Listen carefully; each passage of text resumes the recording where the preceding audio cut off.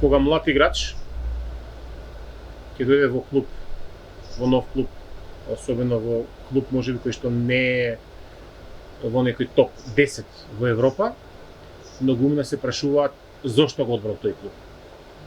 Зошто мараш одбар да дојде токму во Перистер? Сигурно имали и други понуди. Pa iskreno vidio sam da se radi dobar projekt, osim toga i ekipa je mlada, ima nas dosta mladih igrača, tako da to je jedan od razloga odabira.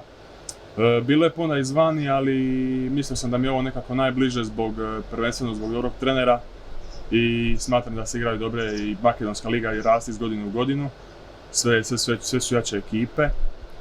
Osim toga igra se SH liga i sada je Europa liga, tako da mislim da će biti dobri izazovi i dobra sezona. Колку си ти спремен за предизвикот кој што предстои пред тебе во Перистер? Сепак ова ќе биде можеби сериозен исчекор во кариера.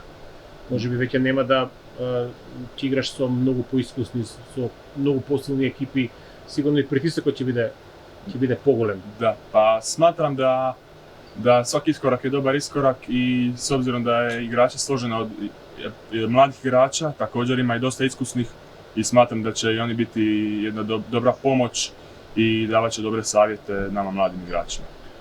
A колку очекуваш, односно каков е твојот план додека си во Перистер? Очекуваш веднаш кога добиеш шанса или можеби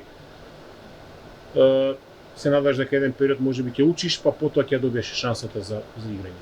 Pa treninzi i trener će sve odabrati, a na meni je da se borim i da učim i dalje jer još sam uvijek mlad, tako da nadam se najboljeme i dobroj sezoni.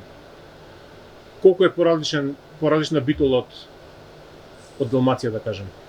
Pa, Сигурно многу. Pa na prvo izgleda puno velika razlika, no zapravo ljudi su topli kao i Dalmaciji i svi su srdačni, pristupačni, tako da kao doma sam.